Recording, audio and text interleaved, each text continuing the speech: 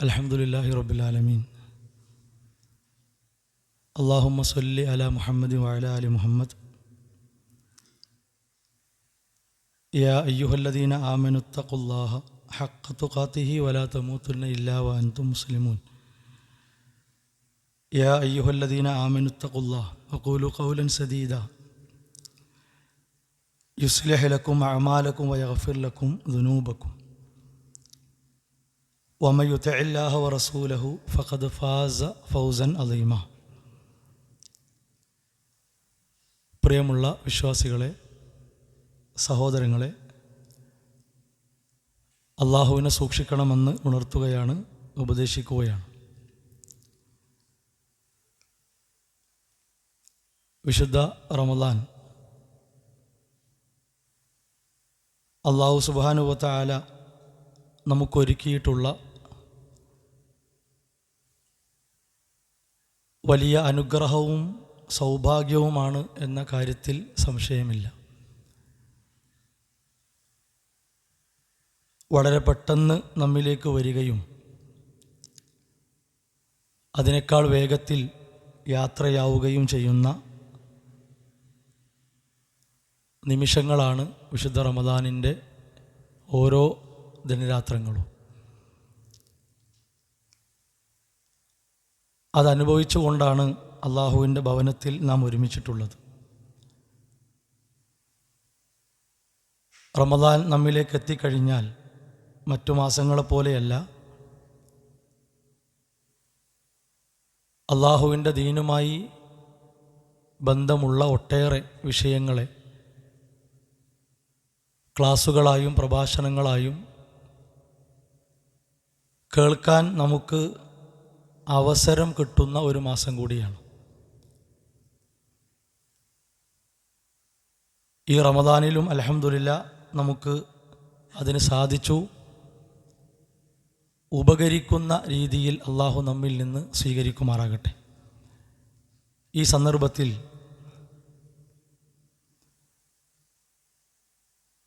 നമ്മളാരും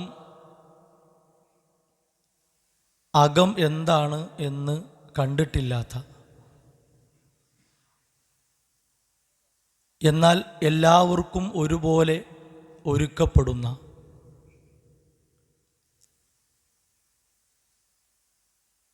വ്യത്യസ്തങ്ങളായ അവസ്ഥകൾ ഓരോരുത്തരും അനുഭവിക്കാനിരിക്കുന്ന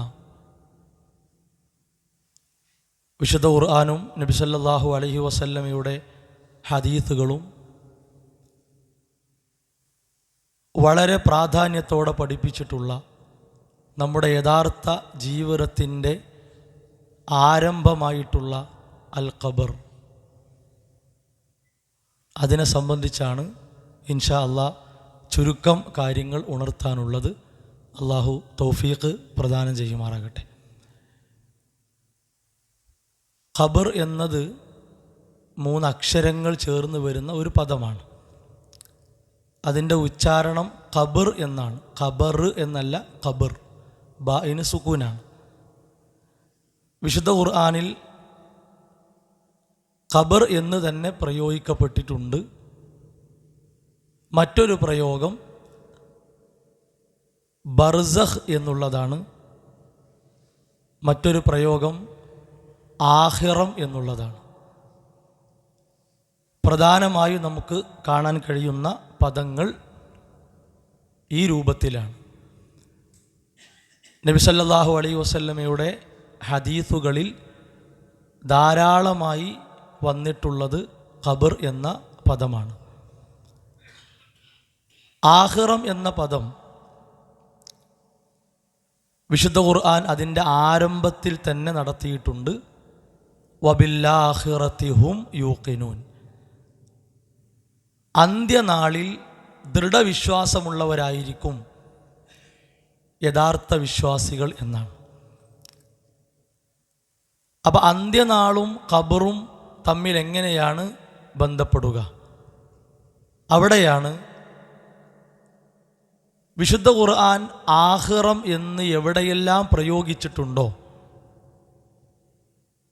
അത് ഉൾക്കൊള്ളുന്നത് ഒരാളുടെ മരണം മുതലുള്ള കാര്യമാണ്. തൊണ്ടക്കുഴിയിൽ നിന്ന് മലക്കുൽ മൗത്ത് റൂഹിനെ എടുത്തു പോകുന്ന ആ നിമിഷം, അതിൻ്റെ മുമ്പ് മലക്കുകൾ വന്ന് മരിക്കാൻ പോകുന്ന ആളെ ഒരുക്കുന്ന നിമിഷങ്ങൾ, അതെല്ലാം ആഖിറത്തിൻ്റെ ഉള്ളിലാണ്. അഥവാ ഇൻ ഖതഅമിന ദുന്യ, ദുന്യാവ് വിട്ട് മറ്റൊരു ലോകത്തേക്ക് അയാൾ കടക്കുകയാണ്. ഇവിടം മുതൽ ആരംഭിക്കുന്നു കുളിപ്പിക്കൽ, കഫൻ ചെയ്യൽ, നിസ്കരിക്കൽ, മറമാടൽ.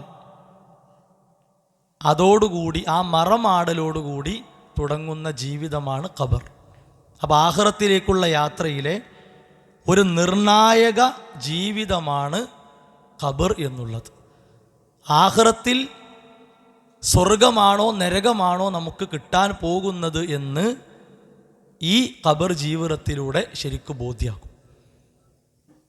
അതാണ് ആഖിറം എന്ന് പറഞ്ഞാൽ. ഖബർ, ഉയിർത്തെഴുന്നേൽപ്പ്, കാഹളത്തിലെ ഊത്ത്, അതേപോലെ മഹ്ശറിൽ ഒരുമിച്ച് കൂട്ടപ്പെടൽ, വിചാരണ, ഹൗദുൽ കൗസർ, സിറാത്ത് പാലം, ഗ്രന്ഥം സ്വീകരിക്കൽ, മീസാന്, വേർതിരിക്കപ്പെടൽ, കൂട്ടം കൂട്ടമായി നയിക്കപ്പെടൽ, സ്വർഗത്തിൽ പ്രവേശിക്കപ്പെടൽ, എല്ലാം പാടെ ഉൾക്കൊള്ളുന്ന അതിസൂക്ഷ്മമായ ഒരു പ്രയോഗമാണ് ആഖിറം എന്നുള്ളത്. അപ്പോൾ വബിൽ ആഖിറത്തിഹും യൂഖിനൂൻ എന്ന ആയത്ത് മുതൽ തന്നെ വിശുദ്ധ ഖുർആൻ എന്തിന് പ്രാധാന്യം കൊടുത്തിട്ടുണ്ട്? ഖബർ ജീവിതത്തിന് പ്രാധാന്യം കൊടുത്തിട്ടുണ്ട്. ഇനി ഖബർ എന്ന പ്രയോഗം പ്രത്യേകം പറയേണ്ടതില്ല. മറ്റൊരു പ്രയോഗം ബർസഖ് എന്നതാണ്.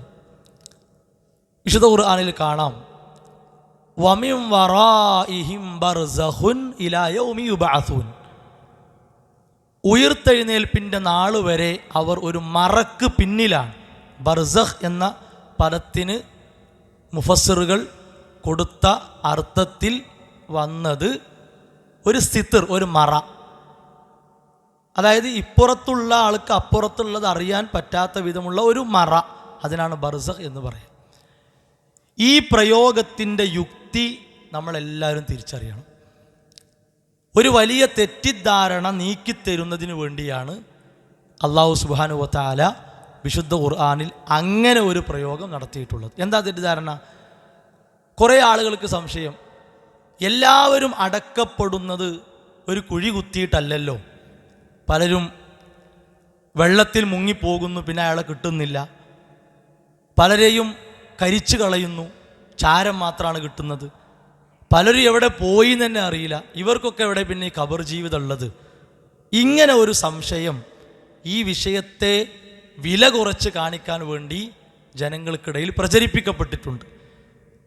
മുസ്ലിം നാമധാരികളും അത് ഏറ്റുപിടിക്കാറുണ്ട്. ശരിയാട്ടോ, ഖബർ എന്ന് പറഞ്ഞപ്പോൾ നമ്മൾ പള്ളിക്കാട്ടിൽ കൊണ്ടുപോയിട്ട് കുഴിയൊക്കെ കുത്തി കിടത്തിപ്പോരുന്നതാണല്ലോ, ഇവരൊക്കെ എങ്ങനെയാണ് എന്ന നിലക്ക്. അതിനാണ് ഖുർആൻ്റെ പ്രയോഗം, ഒരു മറക്ക് പിന്നിലാണ് മരിച്ചു കഴിഞ്ഞാൽ.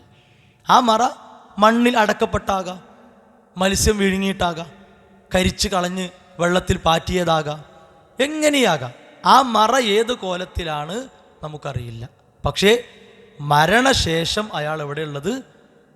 മരണാനന്തര ലോകത്താണ്, അഥവാ ഖബർ അല്ലെങ്കിൽ ബർസഖ് എന്ന് പഠിപ്പിക്കപ്പെട്ട ആ ലോകത്താണ്. അപ്പോൾ ഏറ്റവും കൂടുതലായി നമുക്ക് പ്രയോഗിക്കാൻ നല്ലത് ബർസഖി ജീവിതം, ബർസഖി ലോകം. ഖബർ എല്ലാവർക്കും അറിയാം, പക്ഷേ ബർസഖ് എന്ന് പറയുമ്പോൾ അത് വല്ലാത്ത ഒരു പേടി നമ്മുടെ ജീവിതത്തിലേക്ക് തരും. ഈ പ്രയോഗം വിശുദ്ധ ഖുർആൻ നടത്തിയിട്ടുണ്ട്. വമിൻ വറാഹിം ബർസഖ്, ഒരു മറക്ക് പിന്നിലാണ്. അപ്പോൾ എവിടെയാണോ ആ മരിച്ച ആളെ ഉള്ളത്, അയാൾ അവിടെ വെച്ച് ചോദ്യങ്ങൾ നേരിടുന്നു. മുൻകർ നക്കീർ അവിടെ വരുന്നു. അയാൾക്ക് സ്വർഗമാണെങ്കിൽ അനുഭൂതികൾ അനുഭവിച്ചു കൊണ്ടിരിക്കുന്നു, നരകമാണെങ്കിൽ ശിക്ഷ അയാൾ അനുഭവിച്ചു കൊണ്ടിരിക്കുന്നു. ഇതാണ് അവസ്ഥ. റസൂലുള്ളാഹി സ്വല്ലല്ലാഹു അലൈഹി വസല്ലമ എത്രയോ പ്രാർത്ഥനകളിലൂടെ ഖബർ ശിക്ഷയിൽ നിന്ന് രക്ഷ കിട്ടാൻ വേണ്ടി പഠിപ്പിച്ചത് കാണാൻ സാധിക്കും. അതേപോലെ തന്നെ ഖബർ ജീവിതത്തിൻ്റെ അവസ്ഥ എന്താണ് എന്നതിനെ സംബന്ധിച്ച് നബി സല്ലല്ലാഹു അലൈഹി വസല്ലമ കൊടുത്ത ഒരുപാട് ഉപദേശങ്ങൾ നമുക്ക് പിന്നെ കാണാൻ സാധിക്കും. അതൊക്കെ നമ്മളെ പഠിപ്പിക്കുന്നത് എന്താണ്? ഇങ്ങനെ ഒരു ജീവിതം ഉറപ്പാണ്, ഒരു സംശയമില്ല. 5 നേരം കൃത്യമായി നിസ്കരിക്കുന്ന ഒരു മുസ്ലിമിനെ സംബന്ധിച്ചിടത്തോളം ഒരല്പം പോലും സംശയിക്കാൻ ഇടവരാത്ത വിധം നിസ്കാരം അവസാനിപ്പിക്കുന്നത് തന്നെ ഖബർ ശിക്ഷയിൽ നിന്ന് അള്ളാഹുവേ എനിക്ക് കാവൽ തരണേ എന്ന് പറഞ്ഞുകൊണ്ടാണ്. അങ്ങനെ നിസ്കാരം നമ്മൾ അവസാനിപ്പിക്കുന്നത്. അപ്പോൾ അള്ളാഹുവിനെ ധാരാളമായി ഓർക്കാൻ പഠിപ്പിക്കപ്പെട്ട അഖ്മിസ്സലാത്ത ലിദിക്രി എന്ന് പ്രത്യേകം പഠിപ്പിക്കപ്പെട്ട കർമ്മങ്ങളിൽ ഏറ്റവും ശ്രേഷ്ഠമാക്കപ്പെട്ട നിസ്കാരം, ആ നിസ്കാരത്തിൽ പോലും മരണചിന്ത നമുക്ക് നൽകിക്കൊണ്ടാണ് അള്ളാഹു സുബ്ഹാനഹു വ തആല അതിനെ സംവിധാനിച്ചിട്ടുള്ളത്. ഇനി ഇങ്ങനെയൊക്കെ പറഞ്ഞു കൊടുത്താലും ആളുകൾ അപ്പോഴും എന്നാലും ഖബർ ഉണ്ടോ, ഖബറിൽ ഇപ്പോൾ ഒരു ശിക്ഷയൊക്കെ ഉണ്ടോ, അതൊക്കെ ഇപ്പോൾ എങ്ങനെ നമുക്ക് ഈ തെളിവെന്ന് മനസ്സിലാകുക, ഇതുമെന്ന് കിട്ടുക, ഇങ്ങനെ സംശയം കൊണ്ട് ഇങ്ങനെ നടക്കുന്ന ആളുകളുണ്ട്. തീരാത്ത സംശയങ്ങളായിട്ട് നടക്കുക. അപ്പോൾ ആ സംശയങ്ങൾ തീരണമെങ്കിൽ ആദ്യം നമ്മുടെ വിശ്വാസത്തെ നന്നാക്കല്ല, നിർവാഹമല്ല, നമ്മുടെ വിശ്വാസത്തെ നന്നാക്കണം. ഒരാൾക്ക് രോഗമുണ്ട്, ആ രോഗത്തിന് മരുന്ന് കുടിക്കുന്നത് പോലെ പ്രധാനമാണെന്ത്, അയാൾ വിശ്രമിക്കണം. നല്ല മൂർച്ഛിച്ച പനിയുള്ള ഒരാൾ മരുന്നും കുടിക്കുന്നു, ഭാരിച്ച ജോലിയും എടുക്കുന്നു, അയാളെ പനിക്ക് ഫലം കിട്ടണമെന്നില്ല. കാരണം അയാളെ തടി വിശ്രമത്തിലല്ല. അപ്പോൾ അയാൾ വിശ്രമിക്കും വേണം, മരുന്നും കുടിക്കണം. ഈ നിയമം പോലെ നമ്മുടെ മനസ്സിൽ ഈമാന ഉറപ്പിച്ചാലുള്ളൂ നമ്മുടെ കാതുകളിലൂടെ ഇതകത്തേക്ക് ചെല്ലുക. ഇല്ലെങ്കിൽ ഒരു ശബ്ദമായിരിക്കും, ഈ ആയത്തൊക്കെ ഒരു ശബ്ദം, ഹദീസൊക്കെ ഒരു ശബ്ദം, അതുകൊണ്ട് കാര്യമില്ലല്ലോ. പിന്നെ കണ്ണുകൊണ്ട് ഒരു ഖബർ നമ്മൾ മാന്തി നോക്കിയാലും മുൻകർ നക്കീർ വന്നിരിക്കുന്നത് നമ്മൾ കാണൂല.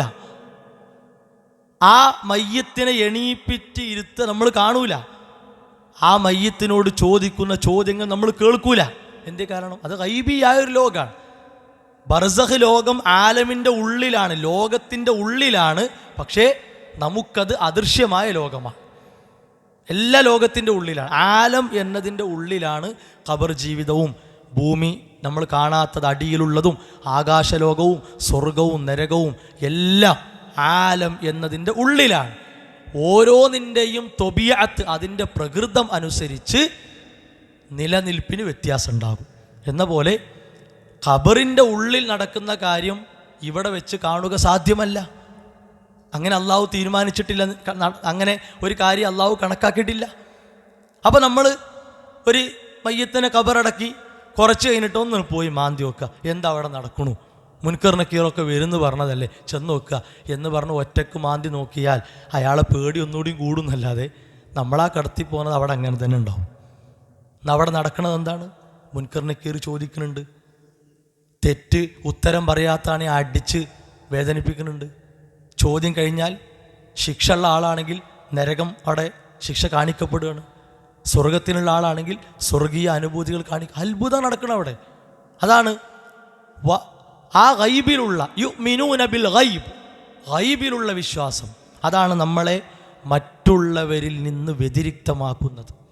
നമ്മൾ കാണാത്ത ഒരു ലോകത്തിൽ ഉറച്ചു വിശ്വസിക്കുന്ന ആളുകളാണ്. അതിലൂടെ നമ്മൾ സംശയിച്ചാലോ നമ്മുടെ ജീവിതം വെറുതെയാണ്. അപ്പോൾ ഈ തിരിച്ചറിവ് നമുക്ക് വേണം. 2 ആയത്തുകൾ സൂചിപ്പിക്കാം. ഇത് അത്ര ഉറപ്പാണ് എന്ന് ഖുർആൻ അടിവരയിട്ട് പറഞ്ഞിട്ടുണ്ട്. ഒരു സംശയത്തിന് ഇടം വരുത്തിയിട്ടില്ല. പിന്നെ മനുഷ്യന്മാർ സംശയം ഉണ്ടാക്കി, അതിന് ദീന് കുറ്റക്കാരനല്ല, ഖുർആൻ കുറ്റമല്ല, ഹദീസുകൾ കുറ്റമല്ല, നബി സല്ലല്ലാഹു അലൈഹി വസല്ലം കുറ്റമല്ല, മനുഷ്യന്മാരാണ് കുറ്റം. മനുഷ്യന്മാരൊരു ചർച്ച ഉണ്ടാക്കുക, സംശയം ഉണ്ടാക്കുക, മനുഷ്യന്മാരനെ തീരുമാനിക്കുക, അതിനാരെ കുറ്റക്കാർ? മനുഷ്യന്മാർ തന്നെയാണ്. അത്രേ ഉള്ളൂ. ഫിർഔനിൻ്റെയും അവൻ്റെ കൂട്ടാളികളെയും അവർ അനുഭവിച്ചു കൊണ്ടിരിക്കുന്ന അവസ്ഥയെപ്പറ്റി ഖുർആൻ എടുത്തു പറഞ്ഞപ്പോൾ അന്നാറു യുഅറദൂന അലൈഹാ ഉദുവൻ വഅശിയ എന്നാണ് ഖുർആൻ പറഞ്ഞത്. അന്നാർ, നരകം, യുഅറദൂന അലൈഹാ, അതവർക്ക് മേൽ പ്രദർശിപ്പിക്കപ്പെടുകയാണ്. ഉദുവൻ വഅശിയ, രാവിലെയും വൈകുന്നേരവും ഈ നരകം അവർക്ക് പ്രദർശിപ്പിക്കപ്പെടുകയാണ്. നരകത്തിൻ്റെ കഠിനമായ ചൂട്, അതിൽ വരാനിരിക്കുന്ന അതിശക്തമായ ശിക്ഷകൾ, ഭയാനകതകൾ, ഇത് ഫിർഔൻ ഖബറിൽ അനുഭവിച്ചു കൊണ്ടിരിക്കുകയാണ്. ഫിർഔൻ മാത്രമല്ല, ഖബർ ശിക്ഷക്ക് കാരണമാകുന്ന പ്രവർത്തനങ്ങളിൽ ഏർപ്പെട്ടവർക്കെല്ലാം അത് അല്ലാഹു കൊടുത്തുകൊണ്ടിരിക്കുകയാണ്. ആ ആയത്തെ നമ്മൾ മനസ്സിൽ വെക്കുക. അന്നാറു യുഅറദൂന അലൈഹാ ഹുദുവൻ വഅശിയ. ഇനി മറ്റൊരായത് സൂറത്ത് ഇബ്രാഹിമിൽ കാണാം, യുസബ്ബിതുല്ലാഹു അല്ലദീന ആമനൂ ബിൽ ഖൗലി സാബിത്ത്. അല്ലാഹു സുബ്ഹാനഹു വ തആല ഏറ്റവും നല്ല ഖൗൽ, ഏറ്റവും നല്ല വാക്ക് കൊണ്ട് വിശ്വാസികൾക്ക് സ്ഥൈര്യം പകരും, ധൈര്യം കൊടുക്കും എന്ന് ഖുർആൻ നമ്മളെ പഠിപ്പിച്ചു. എന്താണ് ഈ ആയത്തിൻ്റെ താല്പര്യം? എന്താണ് ഇതിൻ്റെ ഉദ്ദേശം? ഈ ആയത്തിന് മുഫസ്സിറുകൾ നൽകിയ വിശദീകരണത്തിൽ മഹാനായ ഷെയ്ഖ് നാസിറു സഅദി റഹിമഹുല്ലാ എടുത്തു പറഞ്ഞ ഒരു കാര്യം, വഫീ ഹാദിഹിൽ ആയത്തി ദലാല അലാ ഫിത്നത്തിൽ ഖബ്രി വഅദാബി. ഈ ആയത്തിൽ തെളിവുണ്ട്. എന്ത്? ഖബർ ശിക്ഷ, ഖബറിലെ പരീക്ഷണങ്ങൾ, അതിനുള്ള തെളിവ് ഇതിലുണ്ട്. അപ്പോൾ ഖബറിൽ നമുക്ക് വരാനുള്ള, നമുക്ക് നേരിടാനുള്ള ചോദ്യങ്ങൾ, ആ ചോദ്യങ്ങൾ വരുമ്പോൾ ലാ ഇലാഹ ഇല്ലല്ലാ കേടുകൂടാതെ ജീവിതത്തിൽ സൂക്ഷിച്ച മുഹമ്മദ് റസൂലുള്ളാഹി സ്വല്ലല്ലാഹു അലൈഹി വസല്ലമയെ ജീവിതത്തിൻ്റെ ഭാഗമായി കണ്ട ഒരാളാണെങ്കിൽ ഒരു ചോദ്യത്തിൻ്റെ മുന്നിലും അയാൾ പതറൂല. അവിടെ അള്ളാഹു അയാൾക്ക് ഒരു ഈമാനികമായ ധൈര്യം, വല്ലാത്ത ഒരു സ്ഥൈര്യം കൊടുക്കുന്ന. അപ്പോൾ ആ ആയത്തിൽ തെളിവുണ്ട്. കമാ തവാത്തറത് ബിദാലിക നുസൂസു അനിൻ നബി സ്വല്ലല്ലാഹു അലൈഹി വസല്ലമ ഫിൽ ഫിത്ന വസിഫതിഹാ വനഈമിൽ ഖബ്രി വഅദാബി. നബി സല്ലല്ലാഹു അലൈഹി വസല്ലമയിൽ നിന്ന് എത്രയോ ഹദീസുകൾ, തവാത്തറ എന്ന് പറഞ്ഞാൽ ധാരാളക്കണക്കിന് ഹദീസുകൾ ഖബർ ശിക്ഷയെപ്പറ്റി, അതിൻ്റെ വിശേഷണങ്ങളെക്കുറിച്ച്, ഖബറിലെ രക്ഷയെക്കുറിച്ച്, ഖബറിലെ പരീക്ഷണത്തെക്കുറിച്ച് വന്നിട്ടുണ്ട്. അപ്പോൾ ഖുർആനും തെളിവാണ്, നബി സല്ലല്ലാഹു അലൈഹി വസല്ലമയുടെ ഹദീസുകളും തെളിവാണ്, അഹ്ലുസുന്നയുടെ പണ്ഡിതന്മാരുടെ ഇജ്മാഉം ഇതിന് തെളിവാണ്. ഇനി ഏതെങ്കിലും ഒരാൾ ഖബർ ശിക്ഷിക്കുന്നില്ല, അങ്ങനൊന്നും ഇല്ലടോ എന്ന് പറഞ്ഞാൽ സാധാരണ നമ്മൾ പറയാലോ, പോയി പണി വെക്കടാ, അത്രന്നെ ഉള്ളൂ, അതന്നെ ഉള്ളൂ. എൻ്റെ ഈ പൊട്ട വാക്കിന് ഇന്നെ കിട്ടൂല, എൻ്റെ റബ്ബ് എന്നോട് പറഞ്ഞത്. മനസ്സിലായോ? എനിക്ക് ശ്വസിക്കാൻ ശേഷി തന്ന എൻ്റെ റബ്ബ് എന്നോട് പറഞ്ഞതാണ്. എൻ്റെ ശരീരത്തേക്കാൾ ഞാൻ സ്നേഹിക്കുന്ന എൻ്റെ റസൂലുള്ളാഹി സ്വല്ലല്ലാഹു അലൈഹി വസല്ലമ എന്നെ പഠിപ്പിച്ചതാണ്. അതിനേക്കാൾ നിൻ്റെ വാക്കിന് ഞാൻ ഒരു വിലയും കൊടുക്കണില്ല. അത് ഏത് മൗലിയരോടും പറയാം, ഉസ്താദിനോടും പറയാം, ബാപ്പാനോടും ഉമ്മാനോടും ആരോടും പറയാം. മനസ്സിലായോ? കാരണം അത്രമേൽ സത്യമാണ്, ഉറപ്പാണ്, ഒരു സംശയവും നമുക്ക് ആ വിഷയത്തിൽ വേണ്ടതില്ല. ഇനി നോക്കൂ നിങ്ങൾ, ഖബർ ജീവിതം എന്നത് വല്ലാതെ നമ്മളെ പേടിപ്പെടുത്തേണ്ട ഒരു കാര്യമാണ്. അത് അത്ര നിസ്സാരമായൊരു സംഗതിയല്ല. നമ്മളിപ്പോൾ ആ ഖബറിൻ്റെ കുഴിയൊക്കെ നമ്മൾ കണ്ടതാണല്ലോ. അതിൻ്റെ മുകൾ ഭാഗവും അടിഭാഗമൊക്കെ നമുക്കറിയാം, അതിൻ്റെ നീളവും വീതിയൊക്കെ അറിയാം. നിങ്ങൾ ആലോചിച്ച് നോക്കുകയാണെങ്കിൽ നമ്മൾ വീട്ടിലിങ്ങനെ 12, 12, 11, 12, 12, 14 എന്നൊക്കെ അളവ് കൊടുത്ത് കണ്ട് ഉണ്ടാക്കുന്ന രൂപത്തിൽ നമുക്ക് ആർക്കെങ്കിലും ഒരു മഹലിൽ പോയിട്ട് പറയാൻ പറ്റുമോ, എനിക്കെൻ്റെ ഖബർ 15, 15 വേണമെന്ന് പറയാൻ പറ്റും? ഇല്ല, പറ്റൂല. അവിടേക്ക് വെളിച്ചം വേണമെന്ന് പറയാൻ പറ്റും? ഇല്ല. അവിടേക്ക് വെള്ളം വേണമെന്ന് പറയാൻ പറ്റുമോ? ഇല്ല. അവിടെ നല്ല മെത്ത വേണമെന്ന് പറയാൻ പറ്റുമോ? ഇല്ല. അത് വെറും മണ്ണാണ്, വെറും മണ്ണാണ്. ആ മണ്ണിൽ കൊണ്ടുപോയി വെക്കുകയാണ് നമ്മൾ. കാരണം നമ്മുടെ അടിസ്ഥാനം മണ്ണാണ്. ആദം നബി അലൈഹിസ്സലാമയെ അള്ളാഹു പടച്ചത് മിൻ സുലാല, കളിമണ്ണിൻ്റെ സത്തയിൽ നിന്നാണ്. അതാണ് നമ്മുടെ അടിവേര്, അതാണ് നമ്മുടെ ഉപ്പ മണ്ണിൽ നിന്നാണ്. ആ ഉപ്പയിൽ നിന്നാണ് ഹവ്വാ ബീവി. അവർ രണ്ടുപേരിൽ നിന്നാണ് ലോകം അവസാനിക്കുന്നത് വരെയുള്ള സന്തതികൾ. അപ്പോൾ നമുക്ക് ചെന്നെത്തുള്ളത് മണ്ണിലേക്ക് തന്നെയാണ്. ഇനി ആ വീട് നമുക്ക് വിശാലമായി കിട്ടണം, ആ വീട് നമുക്ക് പ്രകാശം നിറഞ്ഞ വീടായി കിട്ടണം, ആ വീട് നമുക്ക് സമാധാനവും സ്വസ്ഥതയും പേടിയില്ലാത്തതുമായ ഒരു വീടായി കിട്ടണം. എത്ര പേടിക്കാത്ത ആളാണെങ്കിലും ഖബറെന്ന് കേട്ടാൽ എവിടെ ഒരു നട്ടലുണ്ടാവും. ഖബർ കണ്ടാൽ ഒരു ഒരു ഒരു ഒരു ശാന്തത, അയാളെ വർത്തമാനത്തിനൊക്കെ ഒരു പതുക്കം വരും, പൊട്ടിത്തെറിക്ക് നിൽക്കും. ഖബറിൻ്റെ അടുത്ത് കൂടെ ഒക്കെ പോകുമ്പോൾ വളരെ അച്ചടക്കത്തിലാണ് പോവുക. ഒരു ഖബറുമ്മേ അറിയാതെ ചവിട്ടിയാലൊക്കെ ഖബറാണ് മാറിക്ക് എന്ന് പറയും. എന്തേ? അവിടെ നമ്മൾ അങ്ങനെയാണ് കാണുന്നത്. അവിടെ നമ്മൾ അങ്ങനെ, ഇന്നല്ലെങ്കിൽ ഞാൻ നാളെ ഇതുപോലെ അടുത്ത നിമിഷം ഞാനിവിടെ വന്ന് കിടക്കേണ്ടവനാണ്. പൊതുവെ എല്ലാവരും പറയും നമുക്കെല്ലാവർക്കും പോയി കിടക്കാനുള്ളൊരു സ്ഥലം എന്താലേ എന്ന് ഖബർസ്ഥാനൊക്കെ നോക്കി പറയും. ചില ആൾക്കാർ പറയും വല്ലാതെ കൊണിയൊന്നും വേണ്ട, ഞങ്ങളൊക്കെ പോണ ഈ വഴി കൂടെ തന്നെയൊക്കെ എല്ലാവർക്കും വരാനുള്ളത്. എന്താ ഇവിടെ അല്ലേ വന്ന് കിടക്കാനുള്ളത് എന്ന് പറയും. അത് വല്ലാത്തൊരു യാഥാർത്ഥ്യമല്ലേ? നിങ്ങൾ ആലോചിക്കണി. നമ്മുടെ ഇഷ്ടത്തിനല്ലല്ലോ, എല്ലാവർക്കും ഒരേ രീതിയല്ലേ അവിടെ. സഹോദരങ്ങളെ, അവിടെ നമുക്ക് പേടിയില്ലാതിരിക്കണമെങ്കിൽ, അവിടെ സങ്കടങ്ങളും പരിഭവങ്ങളും പരിഭ്രമവും നമുക്കില്ലാതിരിക്കണമെങ്കിൽ വിശുദ്ധ ഖുർആൻ നമ്മളോട് ആവശ്യപ്പെട്ട കാര്യം എന്താ അറിയോ? ഇന്നല്ലദീന ഖാലൂ റബ്ബുനല്ലാഹ് സുമ്മസ്തഖാമൂ തതനസ്സലു അലൈഹിമുൽ മലായിക അല്ലാ തഖാഫൂ വലാ തഹ്സനൂ വഅബ്ശിറൂ ബിൽ ജന്നത്തില്ലതീ കുൻതും തുഅദൂൻ. ഇതാണ് നമ്മൾ ശ്രദ്ധിക്കേണ്ടത്. അടിയുറച്ച വിശ്വാസം, ഒരാൾക്കും കൊത്തി മാറ്റാൻ പറ്റാത്ത, ഒരാൾക്കും പറിച്ചെടുക്കാൻ പറ്റാത്ത, ഒരാൾക്കും ആട്ടിയിളക്കാൻ പറ്റാത്ത, ഏതവസരത്തിലും എൻ്റെ റബ്ബിലുള്ള വിശ്വാസത്തിൽ ഞാൻ ഉറച്ചവനാണ്, ഇസ്തിഖാമത്തുള്ളവരാണ്. ഒരു നന്മ ഞാൻ കഴിയുമെങ്കിൽ പാഴാക്കൂല, ഒരു നന്മക്കുള്ള അവസരത്തെ ഞാൻ വിടൂല, ഇസ്തിഖാമത്തുള്ളവനായി ഞാൻ നിലകൊള്ളും. ഇതുണ്ടെങ്കിൽ തതനസ്സലു അലൈഹിമുൽ മലായിക, മലക്കുകൾ കൂട്ടം കൂട്ടമായി അവൻ്റെ സമീപത്തേക്ക് വരും. എന്നിട്ട് അവനോട് പറയും പേടിക്കണ്ടട്ടോ, പേടിക്കണ്ട, അല്ലാ തഖാഫൂ വലാ തഹ്സനൂ, നിങ്ങൾ പേടിക്കണ്ട, നിങ്ങൾ ദുഃഖിക്കണ്ട, വഅബ്ശിറൂ ബിൽ ജന്ന, സ്വർഗം കൊണ്ട് സന്തോഷ വാർത്ത കേട്ട് അവിടെ ഇങ്ങനെ കടന്നോളിയും. സമാധാനത്തോടെ നിങ്ങളെ റൂഹിനെ പിടിച്ചുകൊണ്ടുപോകും. നല്ല സുഗന്ധം ഞങ്ങളെ കൂടെ ഉണ്ട്, നല്ല കഫൻ പുടവ ഞങ്ങളെ കൂടെയുണ്ട്. നോക്കൂ നിങ്ങൾ, ഒരാൾ മരണാസന്നനായാൽ അവിടെ നടക്കുന്ന കാര്യങ്ങളത്. സഹോദരങ്ങളെ, എന്താണ് ഈ സങ്കടം വേണ്ട, ദുഃഖം വേണ്ട എന്ന് പറഞ്ഞതിൻ്റെ അർത്ഥം എന്താ? നമ്മൾ ജീവിത കാലഘട്ടത്തിൽ ചെയ്തതോർത്ത് നമ്മൾ എന്ത് ചെയ്യണ്ട? വിശ്വാസികളാണെങ്കിൽ സങ്കടപ്പെടണ്ട. അതോടൊപ്പം ഇനി എന്തെൻ്റെ കഥ എന്ന ദുഃഖവും വേണ്ട. എന്തേ? നമുക്കല്ലാഹു തന്നിട്ടുള്ള വിശ്വാസം നമുക്ക് വെളിച്ചാണ്. ആ വിശ്വാസം നമ്മുടെ ഖബറിന് വിശാലമാണ്. ആ വിശ്വാസം ഖബറിൽ നമുക്ക് ശാന്തതയും സമാധാനവും സ്വസ്ഥതയും പ്രദാനം ചെയ്യും എന്ന് നബി സല്ലല്ലാഹു അലൈഹി വസല്ലം പഠിപ്പിച്ചിട്ടുണ്ട്. അത് നമ്മൾ ഒരിക്കലും കളങ്കപ്പെടുത്താൻ പാടില്ല, അതിനെ നമ്മൾ കേടുവരുത്താൻ പാടില്ല.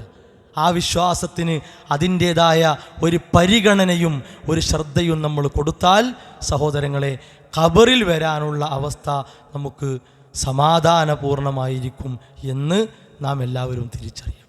ഇനി നോക്കൂ നിങ്ങൾ, അവിടെ നമ്മളെ കൊണ്ടുപോയി വളരെ സങ്കടത്തിൽ, വളരെ വിഷമത്തിൽ ഉള്ള ആളുകൾ, അവർ നമ്മളവിടെ കൊണ്ടുപോയി കിടത്തി മറമാടി പോരുമ്പോൾ അവരിങ്ങനെ തിരിഞ്ഞു നോക്കും. നമ്മളൊക്കെ ചെയ്യുന്ന കാര്യമാണ്. പിന്നെയും കബറുമ്പോൾ ഇങ്ങനെ തിരിഞ്ഞു നോക്കും. അടുത്ത ബന്ധുക്കളൊക്കെ ആണെങ്കിൽ കുറച്ചു നേരം കൂടി അവിടെ കരഞ്ഞും സങ്കടം ഒതുക്കിയൊക്കെ അവിടെ ഇങ്ങനെ നിൽക്കും. ഒക്കെ ഓരോ അവസ്ഥകൾ നമ്മൾ കാണാറുണ്ട്. ശരിക്കും എന്തുകൊണ്ടാണ് അവരെ മനസ്സിലിങ്ങനെ ഇനിയിപ്പോൾ എന്താണ്? ഇപ്പോൾ പിന്നെ ചില ആളുകൾ പറയും ഇന്നലെ വരെ എൻ്റെ ഉമ്മ ഇവിടെ കടന്നിരുന്നു, ഇന്നിപ്പോൾ എൻ്റെ അമ്മ അവിടെ മണ്ണിലാണ്. എൻ്റെ കുട്ടി ഇന്നലെ വരെ എൻ്റെ അടുത്തുണ്ടായിരുന്നു, ഇന്നിപ്പോൾ എൻ്റെ കുട്ടി അവിടെ പള്ളിത്തൊടുവിലാണ്. നമുക്ക് വല്ലാത്തൊരു ഒരു ആദിയും ഒരു പേടിയൊക്കെയാണ്. അത് സ്വാഭാവികമാണ്, പേടി ഉണ്ടാവും, കാരണം അങ്ങനത്തെ ഒരു ലോകമാണത്. എന്നാൽ വളരെ നല്ലവനായി വജഅൽനാ ലിൽ മുത്തഖീന ഇമാമ എന്ന പ്രാർത്ഥന ഫലം കിട്ടിയ ആളാണെങ്കിൽ സഹോദരങ്ങളെ, അവരുടെ ജീവിതത്തെപ്പറ്റി നമ്മൾ എന്തിനാ സങ്കടപ്പെടുന്നു? നമ്മളെക്കാൾ സന്തോഷത്തിലായിരിക്കും. ഹാവു, ഇത്ര വലിയ സുഖത്തിലേക്ക് ഞാൻ എത്തിയല്ലോ, ഞാൻ ഇതുവരെ കേട്ടതും അറിഞ്ഞതും ഞാൻ അനുഭവിക്കാൻ പോകുകയാണ്. അവിടെ ഖബറിൽ നടത്തപ്പെടുന്ന ശിക്ഷയുടെ അവസ്ഥ പഠിപ്പിക്കപ്പെട്ട ഹദീസിൽ കാണാം. റസൂലുള്ളാഹി സ്വല്ലല്ലാഹു അലൈഹി വസല്ലമ പഠിപ്പിക്കുകയാണ്, ഒരു അവിശ്വാസി, ഒരു കാഫിറായ ആൾ, ഒരു മുനാഫിഖായ ആൾ, അതേപോലെ തന്നെ മുർത്താബ്, സംശയത്തിൽ ഇങ്ങനെ അയലുമ കയറി നിൽക്കുമല്ലോ, അങ്ങോട്ടാണോ ഇങ്ങോട്ടാണോ എന്നറിയാതെ ഇത് വിശ്വസിക്കണോ വേണ്ടേ, വേണ്ടേ വേണോ, അതിനിടയിലോ മരിക്കുകയും ചെയ്യും. ഈ 3 വിഭാഗത്തിൻ്റെ അവസ്ഥയെക്കുറിച്ച് റസൂലുള്ളാഹി സ്വല്ലല്ലാഹു അലൈഹി വസല്ലം പറയുക. മുൻകർ നക്കീറൊക്കെ വന്ന് ചോദ്യങ്ങൾ തുടങ്ങുമ്പോൾ ഓ ചിന്തിക്കുക, റബ്ബേ ഞാൻ ഒരു ക്ലാസ്സിൽ നിന്ന് ഇങ്ങനെ കേട്ടിരുന്നല്ലോ, ഞാൻ ആ റോഡിലൂടെ പോയപ്പോൾ ഒരു വഅലിൽ നിന്ന് കേട്ടിരുന്നല്ലോ, ഞാനൊരു വെള്ളിയാഴ്ച ഖുതുബയിൽ കേട്ടിരുന്നല്ലോ, എന്താ അപ്പം അത്, ഞാൻ എന്തോന്ന് കേട്ടു. അവിടെ പ്രയോഗിച്ച വാക്കെന്താ അറിയോ? ആ 3 കൂട്ടരും പറയുന്ന വാക്ക് ഹാ ഹാ ലാ അദിരി.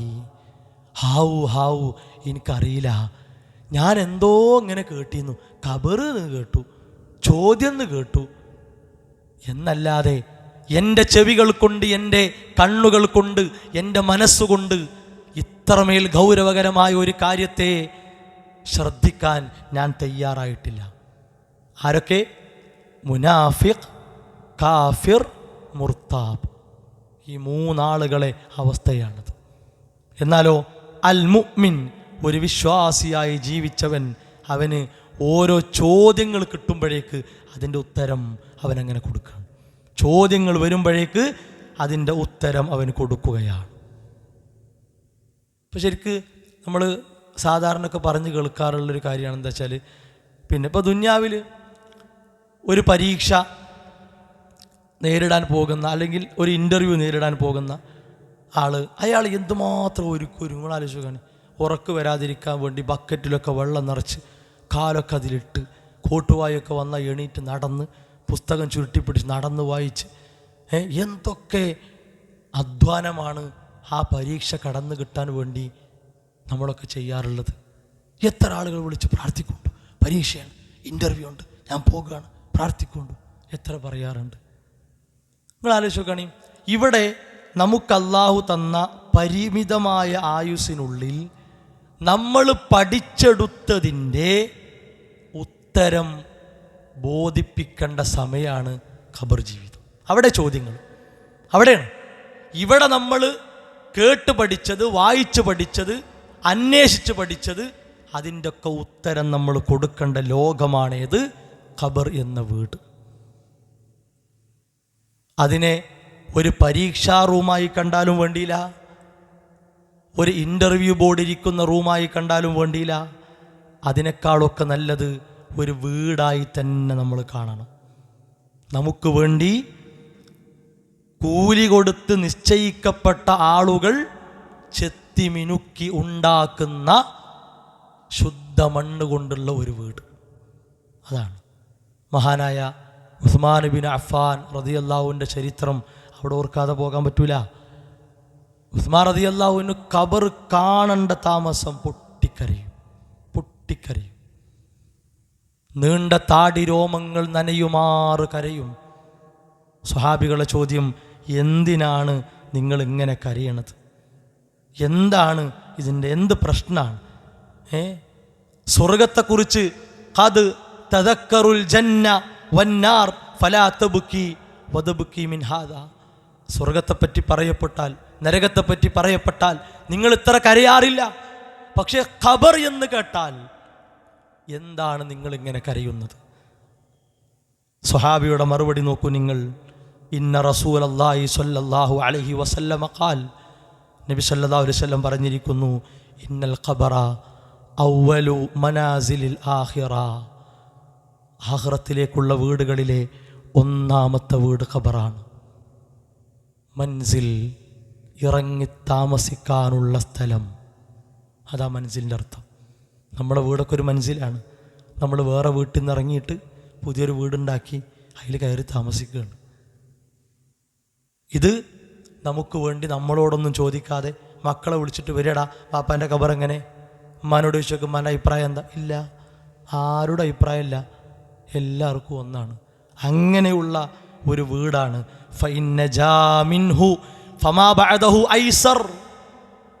അതിൽ നിന്നൊരാൾക്ക് രക്ഷപ്പെടാൻ സാധിച്ചാൽ ശേഷമുള്ളത് എളുപ്പമാണ്.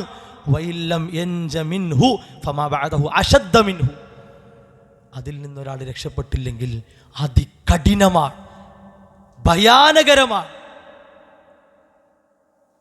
ഹദീസിന്റെ പ്രയോഗം അതാണ്, അശദ്ദ മിൻഹു. അതിശക്തമായ അവസ്ഥയാണ്. വഖാല റസൂലുള്ളാഹി സ്വല്ലല്ലാഹു അലൈഹി വസല്ലം, നബി സല്ലല്ലാഹു അലൈഹി വസല്ലം പറഞ്ഞു, മാ റഅയ്തു മൻളറൻ ഇല്ലാ വൽ ഖബ്റ അഫ്ളഅ മിൻഹു. ഖബറിനെക്കാളും പരീക്ഷണങ്ങൾ കൊണ്ട് മോശമായ, വഷളാക്കപ്പെടുന്ന ഒരു സ്ഥലം ഞാൻ കണ്ടിട്ടില്ല. റസൂലുള്ളാഹി സ്വല്ലല്ലാഹു അലൈഹി വസല്ലമ ആ നിലക്ക് കാണിക്കപ്പെട്ടു എന്ന് അവിടുന്ന് നമ്മളെ ഉണർത്തുകയാണ്. അപ്പോൾ സഹോദരങ്ങളെ, അതാണ് നമുക്ക് ഒരു വീട് തന്നെയാണ്. ആ വീട്ടിൽ പോയി നമ്മൾ അവിടെ കിടക്കണം. അവിടെയാണ് ചോദ്യങ്ങളും കാര്യങ്ങളൊക്കെ വരാനുള്ളത്. റസൂലുള്ളാഹി സ്വല്ലല്ലാഹു അലൈഹി വസല്ലമ ഒരു മനുഷ്യനെ അവൻ്റെ ശാരീരികമായും മാനസികമായുമൊക്കെ ബാധിക്കാൻ സാധ്യതയുള്ള കുറേ ദുർഗുണങ്ങളെ, ദുസ്വഭാവങ്ങളെ അതിൽ നിന്ന് അള്ളാഹുവിനോട് കാവൽ തേടാൻ പഠിപ്പിക്കപ്പെട്ട കൂട്ടത്തിൽ അവിടുന്ന് പറഞ്ഞു, വഫിത്നത്തിൽ ഖബരി വഅദാബിൽ ഖബരി. കേട്ടോ, ഖബറിൻ്റെ ഫിത്ന, പരീക്ഷണം, അതേപോലെ തന്നെ ഖബറിൻ്റെ ശിക്ഷ, അതിൽ നിന്നൊക്കെ അള്ളാഹുവേ ഞാൻ നിന്നോട് കാവൽ തേടുന്നു. എന്താണ് ഖബറിൻ്റെ ഫിത്ന എന്ന് പറഞ്ഞാൽ? ഖബറിൻ്റെ ശിക്ഷ നമുക്കറിയാം. എന്താ? നരകാണെങ്കിൽ നരകത്തിൽ വരാനുള്ളത് അള്ളാഹു ഖബറിൽ നമ്മൾ അനുഭവിപ്പിക്കണം. എന്നാൽ ഫിത്ന എന്ന് പറഞ്ഞാൽ എന്താ? പരീക്ഷണം എന്താണ് ഖബറിൽ? മഹാനായ മുബാറക് ഫൂരി റഹിമഉല്ലാ, അദ്ദേഹം ഇമാം തിർമിദി റഹിമഉല്ലയുടെ ഹദീസ് ഗ്രന്ഥത്തിന് വിശദീകരണം എഴുതിയിട്ടുള്ള വളരെ പ്രഗത്ഭനായ പണ്ഡിതനാണ് ഷെയ്ഖ് മുബാറക് ഫൂരി റഹിമഉല്ലാ. അദ്ദേഹം പറഞ്ഞു, ഫിത്നത്തുൽ ഖബർ എന്ന് പറഞ്ഞാൽ അത്തഹയ്യുർ ഫി ജവാബിൽ മലക്കീൻ. രണ്ട് മലക്കുകളുടെ ചോദ്യങ്ങൾക്ക് ഉത്തരം കൊടുക്കുന്ന സമയത്തുള്ള ഒരു വെപ്രാളം, ഒരു ബേജാർ, തഹയ്യുർ, ഹൈറാൻ, ഒരു ബേജാർ, അതിനാണ് ഫിത്ന. വല്ലാത്തൊരവസ്ഥയല്ലേ അത്? ചോദ്യപേപ്പർ ഇങ്ങനെ വായിച്ചിട്ട് അല്ലോ ഇത് കിട്ടുന്ന ഉത്തരാണ്, ഇതിൻ്റെ നാവും തുമ്പത്തുണ്ട്, എടാ അതിൻ്റെ തൊൺപ വന്നു. ഈ ഒരു അവസ്ഥ ആലോചിച്ചൊക്കെ നിങ്ങൾ ഓരോ ചോദ്യം വായിച്ചു കണ്ട് ഇങ്ങനെ ഞാൻ ഇപ്പോൾ പരീക്ഷ ആളിക്കാർ ഇപ്പം നോക്കിയതാണ്, കിട്ടണില്ല. എന്തേ? പരീക്ഷണമാണ്, കിട്ടാൻ തൗഫീക്കില്ല. മലക്ക് മുൻകർ നക്കീറിൻ്റെ ചോദ്യം ഇങ്ങനെ വരുമ്പോൾ ജീവിതത്തിൽ എന്തൊക്കെയോ ന്യൂനതകളും അപാകതകളും വീഴ്ചകളും വിള്ളലുകളും ഉണ്ടായിട്ട് സഹോദരങ്ങളെ, നമുക്ക് ഉത്തരത്തെ മുറുക്കാൻ കഴിയുന്നില്ലെങ്കിൽ, ഉത്തരത്തെ ധൈര്യസമേതം പറയാൻ കഴിയുന്നില്ലെങ്കിൽ ഫിത്ന, അതാണ് ഖബറിൽ നമ്മൾ അനുഭവിക്കാൻ പോകുന്ന ഫിത്ന. അത് വല്ലാത്ത ഒരു രംഗമാണ്. അവിടെ ആരും നമ്മളെ സഹായിക്കാനില്ല. ഇപ്പം നമ്മളെ നാട്ടിലൊക്കെ തസ്ബീത്തിന് ചില സ്ഥലത്തൊന്നും വലിയ വിലയില്ല, അതങ്ങനെ പാടി പറഞ്ഞങ്ങനെ പോകും. തസ്ബീത്തിന് കഴിഞ്ഞാൽ കാണാൻ 2-3 ആളുകൾ ഇങ്ങനെ വന്നുകാണ്ട് ബഹുമാനനായ സക്കരിയ സ്വലാഹി റഹിമഉല്ലയുടെ പ്രയോഗം എടുത്ത് പറയുകയാണെങ്കിൽ ഒരു ട്യൂഷൻ ക്ലാസ് തൽഖീൻ. എന്താ കൊണ്ട് കാര്യം? ഒന്നും പഠിക്കാത്ത ഒരു മരമണ്ടനായി ബുദ്ധൂസായി നടന്ന ഒരുത്തനെ നല്ല ട്യൂഷൻ സെൻ്ററിൽ പോയിട്ട് കുറേ ഫീസും കൊടുത്തിട്ട് പഠിക്കടാന്ന് പറഞ്ഞ് ഏൽപ്പിച്ചാൽ ഓൻ്റെ മരമണ്ട കൂടുന്നല്ലാതെ ഓനെന്താ പഠിക്കണത്? ഇവിടെ ദുന്യാവിൽ നിസ്കാരമല്ല, നോമ്പുമില്ല, ഒന്നുമില്ല, എന്തൊക്കെ കാട്ടി അങ്ങനെ കഴിഞ്ഞ ഒരുത്തൻ, ആ ഒരുത്തനോടും പോയിട്ട് എൻ്റെ അടുത്ത് മലക്ക് വരും, എന്നോട് ഇങ്ങനെ ചോദിക്കും, അപ്പം ഇങ്ങനെ ഉത്തരം കൊടുക്കണം എന്ന് പറഞ്ഞ് ഓനെന്ത് കിട്ടാനാ? ഈ ആൾ പറയണ എന്തെങ്കിലും ആ കുട്ടി കേൾക്കുന്നുണ്ടോ? എന്തെങ്കിലും ഒന്ന് അറിയുന്നുണ്ടോ? ഇല്ല. അതാണ് ഖബർ, മറ്റൊരു ലോകമാണ്. തൽഖീൻ എന്ന ഏർപ്പാട് ഇസ്ലാമിനില്ല. മരിച്ചു കഴിഞ്ഞിട്ട് ഒരു മന്ത്രിച്ചു കൊടുക്കൽ, ഒരു കുറുകി കൊടുക്കൽ, ഒരു സ്പെഷ്യൽ ക്ലാസ് ഇല്ല. ജീവിതകാലത്ത് ആരോഗ്യമുണ്ടായപ്പോൾ, സൗഖ്യമുണ്ടായപ്പോൾ വല്ലതും ചെയ്തിട്ടുണ്ടെങ്കിൽ അതിന് കിട്ടും. വേറൊന്നും നമ്മൾ ഇവിടുന്ന് ചെയ്തു കൊടുത്തിട്ട് കാര്യമല്ല. അതാ റസൂലുള്ളാഹി സ്വല്ലല്ലാഹു അലൈഹി വസല്ലമ 3 തവണ ഇസ്തഈദു ബില്ലാഹ് മിൻ അദാബിൽ ഖബർ, അള്ളാഹുവിനോട് നിങ്ങൾ നന്നായി കാവൽ ചോദിച്ചോളൂ. ചെറിയ തേട്ടൊന്നും പോരാ.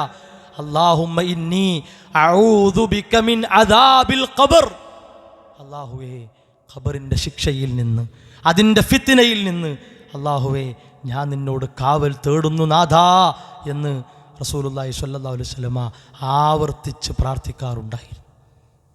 സഹോദരങ്ങളെ, എന്താ നമുക്ക് അവിടെ കിട്ടാനുള്ള ചോദ്യം? അവിടെ കിട്ടാനുള്ള ഒന്നാമത്തെ ചോദ്യം എന്താ അറിയോ? നമ്മളെയൊക്കെ മുസ്ലിങ്ങളാക്കിയത്, ഇസ്ലാമിൻ്റെ അകത്തേക്ക് പ്രവേശിക്കാനുള്ള അംഗീകാരം കിട്ടിയത് എന്താണോ, നമുക്ക് ഭക്ഷണമായി വെള്ളമായി നമ്മുടെ കൂടെ ഉണ്ടായിരുന്നത് എന്താണോ, അതിനെക്കുറിച്ചാണ് ഒന്നാമത്തെ ചോദ്യം. അത് അഷ്ഹദു അല്ലാ ഇലാഹ ഇല്ലല്ലാഹ് വ അഷ്ഹദു അന്ന മുഹമ്മദർ റസൂലുള്ളാഹ് സ്വല്ലല്ലാഹു അലൈഹി വസല്ലം. ഇതാണ് നമ്മുടെ മനസ്സിൻ്റെ ഭക്ഷണം, നമ്മുടെ മനസ്സിൻ്റെ വെള്ളം. അതാണ് ആ ഷഹാദത്ത് കലിമയിൽ ഉറച്ച വിശ്വാസമുള്ളത് കൊണ്ടല്ലേ നമ്മൾ ഈ ചുട്ടുപഴുത്ത പകലിലും ഒരു തുള്ളി വെള്ളം കുടിക്കാതെ, രുചികരമായ ഭക്ഷണങ്ങൾക്ക് മുമ്പിൽ നിൽക്കുമ്പോഴും അത് എടുത്ത് കഴിക്കാതെ, വിചാരങ്ങളൊക്കെ ഒഴിവാക്കി നമ്മൾ എന്താ നടക്കുന്നത്? അവിടെ നമുക്ക് നമ്മുടെ മനസ്സിന് നൽകപ്പെട്ടൊരു ഭക്ഷണമുണ്ട്, ഒരു വെള്ളമുണ്ട്, അത് ഷഹാദത്ത് കലിമയാണ്. അതിനെക്കുറിച്ചാണ് ചോദ്യം. റസൂലുള്ളാഹി സ്വല്ലല്ലാഹു അലൈഹി വസല്ലം പറഞ്ഞു, മർ റബ്ബുക. ആരാ ചോദിക്കണത് അറിയോ? ആരാ ചോദിക്കണത്? ഇവിടുത്തെ ഉസ്താദോ മാഷോ ടീച്ചറോ ബാപ്പേ ഉമ്മേ അല്ലെങ്കിൽ കൂടെ കളിച്ചോലോ പഠിച്ചോലോ ഒന്നുമല്ല. അതിനായി മാത്രം ഖബറിലെ ചോദ്യങ്ങൾക്ക് മാത്രം ഏൽപ്പിക്കപ്പെട്ട രണ്ട് മലക്കുകൾ, അസ്വദാനി അസ്റഖാനി, കറുപ്പ് നിറത്തിലുള്ള നല്ല ഇരുണ്ട നീല നിറത്തിലുള്ള രണ്ട് മലക്കുകൾ. അവരെ വർണ്ണങ്ങളെ സംബന്ധിച്ച് ഹദീസിൽ വന്ന പ്രയോഗം അസ്വദാനി അസ്റഖാനി. എന്താ അവരെ പണി അറിയോ? അവരിങ്ങനെ വരും, അവരിങ്ങനെ വന്നിട്ട് നമ്മളെ എണീപ്പിച്ചിട്ടിരുത്തും. നമുക്കല്ലാഹു ബർസഖി ലോകത്തേക്കുള്ള റൂഹിനെ തരും. ഒന്നാമത്തെ ചോദ്യം, മർ റബ്ബുക, ആരാടോ നിന്റെ റബ്ബ്? ആ ചോദ്യം വരുമ്പോഴേക്ക് റബ്ബി അല്ലാ, എൻ്റെ റബ്ബല്ലയാണ്. ഇത് പറയാനുള്ള മനോധൈര്യം, മനക്കരുത്ത് തടിമെടുക്കൊണ്ട് കിട്ടൂല. ഓ മെല്ലിച്ച ആളാണ്, അത്ര കനൊന്നുമില്ല, പരിഗണനല്ല. ഓന് വൈകല്യമുള്ള ആളാണ്, പരിഗണനല്ല.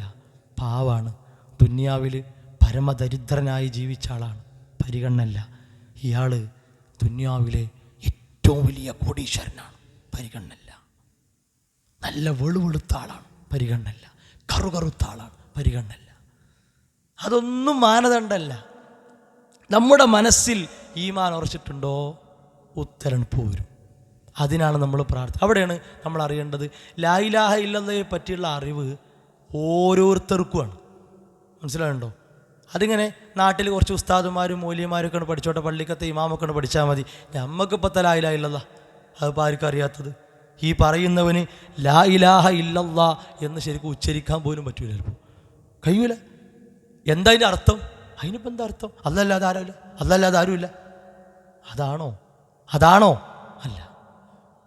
അതിൻ്റെ നിബന്ധനകൾ, അതുമായി ബന്ധപ്പെട്ട കാര്യങ്ങൾ അതാണല്ലോ. ഫഅലം അന്നഹു ലാ ഇലാഹ ഇല്ലല്ലാഹ്. ഏതൊരു കർമ്മത്തിൻ്റെ മുമ്പും, ഏത് പ്രവർത്തനങ്ങൾക്ക് നാം ഉന്മേഷത്തോടെ ചടുലതയോടെ പോകുന്നുണ്ടോ, അതിനേക്കാളൊക്കെ മുമ്പ് വേണ്ടത് ഈ കലിമത്തിനെ പറ്റിയുള്ള അറിവാണ്. അള്ളാഹിനെ പറ്റിയുള്ള അറിവ് ഓരോ വ്യക്തിയുടെയും ഫർളു ഐൻ, നിർബന്ധ ബാധ്യതയാണ്. അത് വീട്ടിൽ ബാപ്പയ്ക്ക് ഉഷാറാണ്. ബാപ്പ ദീന് പറഞ്ഞാൽ സംഭവമല്ല. എൻ്റെ ബാപ്പാനെ പോലെ ആരാ ഉള്ളത് എന്ന് അങ്ങാടി പോയിട്ട് വലിയർത്താനം പറഞ്ഞിട്ട് കാര്യമില്ല. മനസ്സിലായോ? ബാപ്പാക്കുള്ളത് ബാപ്പാക്ക്. ബാപ്പ അങ്ങനെയൊന്നുമില്ല, ഉമ്മ ഉഷാറാ, ഉമ്മാനെ പോലെ ഞങ്ങളുടെ കുടുംബത്തിൽ ആരുമില്ല എന്ന് പറഞ്ഞ് എളിഞ്ഞിട്ട് കാര്യമില്ല. അത് ഉമ്മാക്കുള്ളതാണ്. ഞാൻ പിന്നെ അങ്ങനെയൊന്നുമില്ല. കെട്ടിയോള് ഓള് പിന്നെ എൻ്റെ അടുത്തേക്ക് വന്നതുപോലെ, ഓള് കല്യാണത്തിന് മുമ്പ് ഉഷാറാട്ടോ, ഓള് ക്ലാസ് കേൾക്കും, ഓള് നല്ല ദീനിയാണ്. ഞാൻ ഓൾക്ക് ലാഭം. മൂപ്പര് തിരക്കില്ല, ഞാൻ അങ്ങനെ ഒന്നും പോക്കില്ല. മൂപ്പര് ഉഷാറാണ്, മൂപ്പരും മക്കളൊക്കെ ഉഷാറാണ്. അതിനൊന്നും കിട്ടൂല. ഞാനിങ്ങനെ ആ പണ്ടുക്കും പണ്ടുള്ള കാര്യങ്ങളിലൂടെ അങ്ങനെ നീന്തി പോകുകയാണ് എന്ന് പറഞ്ഞാൽ മൂപ്പർക്കും മക്കൾക്കുണ്ട്, മൂപ്പത്തിരിക്കില്ല. അതന്നെ, അത്രേ ഉള്ളൂ. ഒരു കുടുംബത്തിൽ 10 എണ്ണമുണ്ടെങ്കിൽ വിവേകമുള്ള അന്തമുള്ളവരാണെങ്കിൽ ആ 10 ആളും വ്യക്തിപരമായി നിരന്തരം അറിയേണ്ടത് അള്ളാഹിനെ പറ്റിയാണ്. കാരണം ഓരോ സെക്കൻഡിലും നമ്മൾ അനുഭവിക്കുന്നത് അള്ളാഹ് തന്ന അനുഗ്രഹമാണ്. അതനുഭവിക്കാത്ത ഒരു സെക്കൻഡ് ഉണ്ടോ? 24 മണിക്കൂറിലെ സെക്കൻഡുകൾ മുഴുവൻ എടുക്കുക, അതിലൊരു സെക്കൻഡ് പോലും അള്ളാഹ് തന്ന അനുഗ്രഹത്തിന് അടിമപ്പെടാത്തതായിട്ടില്ല. എന്നിട്ട് ആ റബ്ബിനെ നമുക്കറിയാൻ നേരല്ലെങ്കിൽ പിന്നെ എന്തിനാ നമ്മൾ ശ്വസിക്കണത്? എന്തിനാ നമ്മൾ ഈ കയ്യും കാലും ഒക്കെ നീട്ടി വലിച്ച് നടക്കുന്നത്? ആ റബ്ബിനെ പറ്റി അറിയാൻ നേരല്ലെങ്കിൽ ഈ ഉത്തരം കൊടുക്കാൻ കഴിയണമെങ്കിൽ റബ്ബി അല്ലാ, എൻ്റെ റബ്ബ് അല്ലയാണ്. വേറെ ചില ആൾക്കാരുണ്ട്, അള്ളാഹുമായി ബന്ധപ്പെട്ട കാര്യങ്ങളൊക്കെ എന്ന് പറഞ്ഞു കൊടുക്കുമ്പോൾ ഇതിറ്റക്ക് തന്നെ പണി, ഈ തല്ലുമ്പോൾ കാണാം, ഈ അടിയും പിടി, ഈ കച്ചറുണ്ടാക്കൽ. എന്നാൽ എന്തിനു നേരെയാണ്? സമൂഹത്തിൽ നടക്കുന്ന ഷിർക്കിന് നേരെ, അന്ധവിശ്വാസങ്ങൾക്ക് നേരെ, അനാചാരങ്ങൾക്ക് നേരെ പ്രാമാണികമായ പോരാട്ടമാണ്, യുദ്ധമാണ്. എനിക്കങ്ങനെ കഴിയൂല. എൻ്റെ ശരീരം കൊണ്ട്, എൻ്റെ സമ്പത്ത് കൊണ്ട്, എൻ്റെ സമയം കൊണ്ട്, എൻ്റെ സൗകര്യങ്ങൾ കൊണ്ട് ഞാനൊന്ന് സഹകരിക്കട്ടെ എന്ന് ചിന്തിക്കാതെ അതിനെ വില കുറിച്ച് പുച്ഛിച്ച് കാണുന്ന ദൗർഭാഗ്യവാന്മാർ കുറേയുണ്ട്. അവരെ കൂട്ടത്തിൽ നമ്മൾ പെടാൻ പറ്റൂല. നമ്മൾ അള്ളാഹിനെ പറ്റി പറയും തോറും അത് എത്ര ആളുകൾ കേൾക്കുന്നുണ്ടോ അതിൻ്റെ ഒക്കെ ഒരു വിഹിതം നമുക്കാണ്. അതൊക്കെ ഈ ഖബറിൽ നമുക്കൊരു ലാഭമാണ്. ഇനി നോക്കൂ നിങ്ങൾ, രണ്ടാമത്തെ ചോദ്യം, മാ ദീനുക, എന്താ എൻ്റെ ദീൻ? എന്താ എൻ്റെ ദീൻ? അതിൻ്റെ ഉത്തരം ദീനീ അൽ ഇസ്ലാം, എൻ്റെ ദീൻ ഇസ്ലാമാണ്. അല്ലേ? ഇപ്പം നമ്മളൊക്കെ ജീവിക്കുന്ന കാലത്ത് ഇസ്ലാമിൻ്റെ ആളാണ്, മുസ്ലിമാണെന്നൊക്കെ പറയാൻ ഒരു കുറവുള്ള കാലമാണ്. മുസ്ലിമിൻ്റെ ഐഡൻറ്റിറ്റി എങ്ങനെയെങ്കിലും നീക്കിയിട്ട് വേറെന്തെങ്കിലുമൊക്കെ ഇങ്ങോട്ട് കൊടുന്നാലേ മുസ്ലിം ആകുള്ളൂ എന്ന ധാരണയിലാണ് കുറേ എണ്ണം നടക്കുന്നത്. സഹോദരങ്ങളെ, അവർക്കും നമുക്കൊക്കെ പോയി കിടക്കാനുള്ള സ്ഥലം തന്നെയാണ്. മനസ്സിലായോ? അവർക്കും നമുക്കൊക്കെ കിട്ടാനുള്ള ചോദ്യം തന്നെയാണ്. എവിടെ നമ്മൾ ദീനിനെ വിട്ടോ അവിടം മുതൽ നമ്മുടെ നാശം തുടങ്ങി. അങ്ങനെ വഴിക്കെട്ട് പോകാൻ അല്ലെങ്കിൽ തോന്നുമ്പോൾ എടുക്കാനൊക്കെയാണ് ദീനെങ്കിൽ എന്ത് സുഖയുന്നു, എങ്ങനെ ജീവിക്കാലോ? മരിച്ചോടത്ത് മാത്രം ദീൻ, അല്ലേ? പള്ളിയിൽ മാത്രം ദീൻ, കല്യാണ വീട് എങ്ങനെയാകാം, കുടുംബസംഗമം, ഓ വാട്സാപ്പ് ഗ്രൂപ്പുകൾ, എന്ത് സുഖയുന്നു. എല്ലായിടത്തും മര്യാദകൾ പഠിപ്പിക്കപ്പെട്ടിട്ടുണ്ട്. അത് അങ്ങാടിയിലാണെങ്കിലും വീട്ടിലാണെങ്കിലും എവിടെയാണെങ്കിലും. അതാണ് ദീനിൻ്റെ ഒരു സൗന്ദര്യം. അതാണ് ദീനിൻ്റെ സൗന്ദര്യം. ജീവിച്ച് ആസ്വദിക്കാൻ നമുക്ക് സാധിക്കും. ഒന്നും ചേർത്ത് പിടിച്ചോക്കാണ് നിങ്ങൾ ദീനിനെ, ഒന്നും ചേർത്ത് പിടിച്ചോക്കാണ്, നമ്മളെല്ലാവരും ചേർത്ത് പിടിച്ചോക്കാണ്. സഹോദരങ്ങളെ, നമ്മൾ തന്നെ ഇങ്ങനെ ആലോചിക്കും, എന്താലേ എനിക്ക് അള്ളാഹു തന്നൊരു കാവൽ, ഒരു സംരക്ഷണം, എന്തൊരു സുഖമാണ് എന്ന് നമ്മൾ പറയും. കാരണം അത്ര ഭംഗിയിലാണ് അള്ളാഹു ദീനിനെ പൂർത്തിയാക്കിയത്. എന്നിട്ട് ആ ദീനുമായിട്ട് അടുക്കാൻ ആളുകൾക്ക് കഴിയുന്നില്ല, സൗകര്യമില്ല എന്ന് പറഞ്ഞാൽ, അല്ലേ? ദീനിൻ്റെ വല്ല കാര്യവും പറഞ്ഞാൽ നീളമുള്ള നാവുകൊണ്ട് ഇങ്ങനെ വരും. അങ്ങനെയുണ്ടോ, ഇങ്ങനെയുണ്ടോ, എന്താ അതങ്ങനെ, എന്താ അതിങ്ങനെ, എന്താ ഇങ്ങനെ ആയിക്കൂടാ, എന്താ അങ്ങനെ പറഞ്ഞുകൂടാ, എന്താ പറയാതിരുന്നൂടാ, എന്തൊക്കെ ചോദ്യങ്ങളാണ്. ആരൊക്കെയാണ് സപ്പോർട്ട് ചെയ്യാൻ? എൻ്റെ ദീനായപ്പോൾ, ദുന്യാവായപ്പോൾ എന്താ അങ്ങനെ ഇല്ലാത്തത്? നിങ്ങൾ ആലോചിച്ചോ. ഒരൊറ്റ ചിന്തിക്കാൻ വേണ്ടി ഒരു കാര്യം പറഞ്ഞു. അതായത് ഇവിടെ ദുന്യാവിൽ നമ്മൾ അനുഭവിക്കുന്ന പ്രശ്നങ്ങളുടെ കാരണം ദുന്യാവാണ് എന്ന് പറഞ്ഞ ആരെങ്കിലും ഉണ്ടോ? ഇതിനൊക്കെ കാരണം ദുന്യാവാണെന്ന് പറഞ്ഞ ആരെങ്കിലും ഉണ്ടോ? എന്തേ പറയുള്ളൂ? ഓളാണ് കാരണം, ഓനാണ് കാരണം, ഇവളാണ് കാരണം, ഞങ്ങളാണ് കാരണം, നിങ്ങളാണ് കാരണം എന്നല്ലേ എല്ലാവരും പറയല്. എന്നാൽ ദീനിയായ ഒരു പ്രശ്നം വരുമ്പോൾ ആദ്യം എന്താ പറയുക അറിയോ?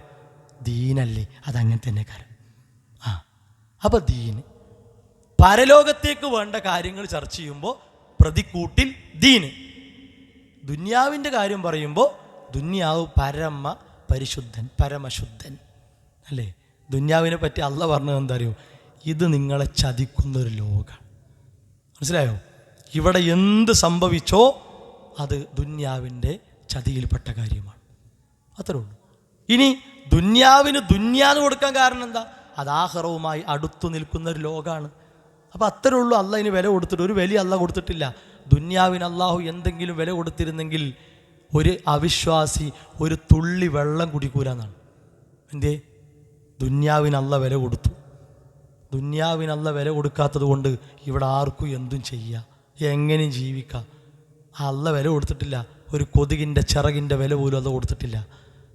അല്ല കൊടുത്തത് ദീനിനാണ്. അതുകൊണ്ടാണ് ഇസ്ലാമല്ലാത്ത ഏത് മാർഗവുമായി ആരിൻ്റെ അടുത്തേക്ക് വന്നാലും എനിക്ക് വേണ്ടട്ടോ. ഇന്നദ്ദീന ഇൻദല്ലാഹിൽ ഇസ്ലാം വഅന്ന ഹാദാ സിറാത്തി മുസ്തഖീമ ഫത്തബിഊഹു വലാ തത്തബിഉസ് സുബുൽ. വേറെ വഴിയൊന്നും നിങ്ങൾക്ക് വേണ്ട. യാ അയ്യുഹല്ലദീന ആമനൂ ലാ തത്തബിഉ ഖുതുവാതി ശൈത്വാൻ. ശൈത്വാൻ്റെ വഴികളെ പിൻപറ്റരുത്. വഅലല്ലാഹി ഖസ്ദുസ് സബീൽ. ഞാൻ നിങ്ങൾക്ക് വഴി കാണിച്ചു തരും. വമിൻഹാ ജായിറുൻ. പക്ഷേ തെറ്റിത്തെറിച്ചു പോകുന്ന കുറേ ആളുകളുണ്ട്. അപ്പോൾ ദീന് വിട്ട് നമ്മൾ പോകാൻ പറ്റില്ല. ദീനൊക്കെ എന്ത് അല്ലേ, എന്ത് ഇപ്പം അറിയില്ല. ഇപ്പം എന്താ അറിയോ, ഇപ്പം പൂമാലിടാനും നോട്ടുമാലിടാനും കൈയടിക്കാനും മൈക്ക് കെട്ടാനും സ്റ്റേജ് കെട്ടാനും വണ്ടി തരാനും ഒക്കെ ആളുകളുണ്ട്. കണ്ണാണ് ചിമ്പി ജീവനാണ് പോയാൽ എവിടെങ്കിലും കൊണ്ടുപോയി മറമാടി ഓല് മൂടും തട്ടിയാണ് പോവും. പിന്നെ ഈ മറമാടപ്പെട്ട സാധനം ഉണ്ടല്ലോ, ആ സാധനമാണ് പിന്നെ അനുഭവിക്കേണ്ടത്. അപ്പം മനസ്സിലാവും എന്ത് ദീൻ എന്ന് പറഞ്ഞതിൻ്റെ അവസ്ഥ. ഇവിടെ ഇപ്പോൾ ഒരു ദീനോ, ഇതൊരു കല്യാണ പേരല്ലേ, ഇവിടെ ഇപ്പോൾ ആരാ ദീൻ നോക്കുക എന്ന് പറഞ്ഞതിൻ്റെ അവസ്ഥ അവിടെ മനസ്സിലാവും. അപ്പോൾ അങ്ങനത്തെ ഒരു അലംഭാവം, ഒരലസത നമ്മുടെ ജീവിതത്തിൽ വരാനേ പാടില്ല. ദീനിനെ നമ്മൾ വളരെ പൊന്നുപോലെ സംരക്ഷിക്കണം. അതാണ് നമ്മുടെ ഒരു അതിർത്തി. നമുക്കൊരു അതിർവരമ്പ് ഇട്ട് നമ്മുടെ ദീനാണ്. അത് ഒരിക്കലും നമ്മളെ ദീനൊരു വരമ്പ് ഇട്ടിക്കണേ. അപ്പുറത്തേക്ക് പോകണ്ടെന്ന് തന്നെയാണ്. എന്താ പോയാൽ പാടില്ല. ആ വരമ്പിട്ടതാരാ? അള്ളയാണ്. അള്ള ഇട്ട വരമ്പിൻ്റെ അപ്പുറം കിടക്കാൻ നമ്മളാരാ? അങ്ങനെ ചിന്തിക്കേണ്ടത്. നമ്മൾ കെട്ടിയ വേലി എടുത്തു മാറ്റാൻ ഓനാരാ എന്ന് ചോദിക്കൂലേ? നമ്മൾക്ക് അതിനൊരു വേലി കിട്ടുക, അത് നമ്മൾ അതിരാണ്. അതിനിപ്പോൾ എടുക്കാൻ പറ്റൂല. അത് പറ്റും. അള്ളൊരു അതിര് വെച്ചിട്ടുണ്ട്, അതിനപ്പുറം പോകരുത്. ദീനാണ്. ദീനാണ് നമ്മുടെ അതിർവരമ്പുകൾ. മൂന്നാമത്തെ ചോദ്യം, റസൂലുള്ളാഹി സ്വല്ലല്ലാഹു അലൈഹി വസല്ലം പറഞ്ഞു, ഒരാളെ മാഹാദർ റജുൽ അല്ലദീ ബുഇസ ഫീക്കും, നിങ്ങളിലേക്ക് നിയോഗിക്കപ്പെട്ട ഇതാരാണ് എന്ന് ചോദിക്കും. അപ്പോൾ ഹുവ റസൂലുള്ളാഹി സ്വല്ലല്ലാഹു അലൈഹി വസല്ലം, എൻ്റെ റസൂലാണ്. നമ്മൾ കണ്ടിട്ടില്ല. നിങ്ങൾ ആലോചിക്കണേ, നബി സല്ലല്ലാഹു അലൈഹി വസല്ലം നമ്മൾ കണ്ടിട്ടില്ല. കണ്ടണോ? ഇല്ല. പക്ഷേ നബി സല്ലല്ലാഹു അലൈഹി വസല്ലമയുടെ ജീവിതം പച്ചയായി ജീവനുള്ളതായി നമ്മുടെ മുമ്പിൽ അങ്ങനെ നിൽക്കുകയാണ്. ആ ജീവിതത്തെ നെഞ്ചോട് ചേർത്തവർ, ആ ജീവിതത്തെ ജീവിതമാക്കിയവർ, അവർക്ക് അത് കാണിക്കപ്പെടുമ്പോൾ തന്നെ എൻ്റെ റസൂലാണ്, എൻ്റെ റസൂലാണ്, എന്നെക്കാൾ ഞാൻ സ്നേഹിച്ച എൻ്റെ റസൂലാണ്. ഒരു പണി ഉണ്ടാവില്ല, ഒരു പണി ഉണ്ടാവില്ല. അതാണ് നബിചര്യയെ നമ്മളൊന്ന് ചേർത്ത് പിടിക്കണം. നബിചര്യക്കൊക്കെ വില പറയുന്ന ആൾക്കാരുണ്ട്. അതുപോലെ വിചാരം സുന്നത്ത് പറഞ്ഞാൽ വല്ല മാർക്കറ്റിലും പോയിട്ട് സാധനം എടുത്ത് ബില്ലടിച്ച് പോരുന്ന പരിപാടിയാണ്. സുന്നത്ത് പറഞ്ഞാൽ ഒരു മാർക്കറ്റ് തന്നെയാണ്. എന്തിനുള്ള മാർക്കറ്റ് അറിയോ? വളരെ വിലപിടിപ്പുള്ള സ്വർഗീയ ലോകം സ്വന്തമാക്കാനുള്ള ഒരുപാട് വിഭവങ്ങൾ നിറക്കപ്പെട്ട ഒരു മാർക്കറ്റാണ്. അവിടെ ചെറുതുണ്ട്, വലുതുണ്ട്, ഒക്കെ ഉണ്ട്, എല്ലാം ഉണ്ട്. പക്ഷേ നമ്മൾ പോയിട്ട് ഇത് അത് എന്ന് പറയേണ്ട ആവശ്യമില്ല. സന്ദർഭത്തിനനുസരിച്ചെടുത്ത് ഇങ്ങനെ പോരുക. ആരും നോക്കണ്ട. സന്ദർഭത്തിനനുസരിച്ചെടുത്ത് ഇങ്ങനെ പോരുക. ഫറദ് കഴിഞ്ഞോ സുന്നത്തെടുക്കുക, ഫറദിൻ്റെ മുമ്പ് സമയമുണ്ടോ സുന്നത്തെടുക്കുക, ഫറദ് കഴിഞ്ഞോ പ്രാർത്ഥിക്കുക, നേരം വെളുത്ത് പ്രാർത്ഥിക്കുക, വൈകുന്നേരമായി പ്രാർത്ഥിക്കുക. അങ്ങനെ ആവശ്യമുള്ളതൊക്കെ എടുത്ത് ഇങ്ങനെ പോരുക. എപ്പോഴാണോ കിട്ടണം അപ്പം എടുക്കുക. മനസ്സിലായുണ്ടോ?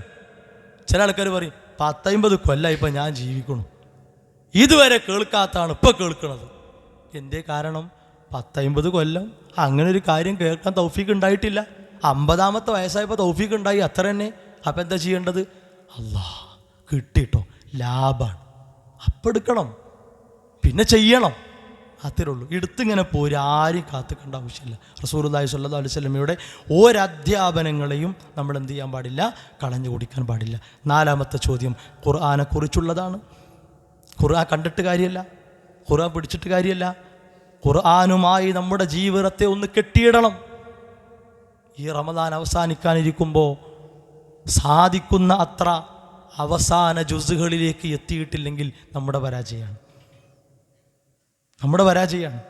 പലരും സമയം കിട്ടി, എണ്ണം എത്രയാണ്, 10ഉം അതിൻ്റെ താഴെയുമൊക്കെ ഓരി തീർക്കാൻ സൗഭാഗ്യം കിട്ടിയ ആളുകളുണ്ട്.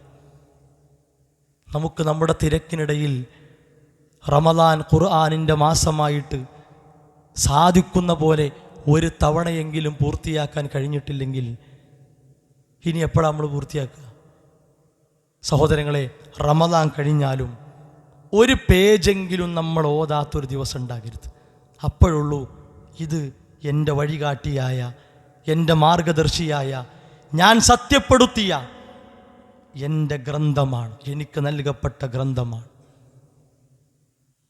ആ ഉത്തരം കൊടുക്കാൻ കഴിയുള്ളൂ. അത് കൂടുതൽ പറയേണ്ട ആവശ്യമില്ല.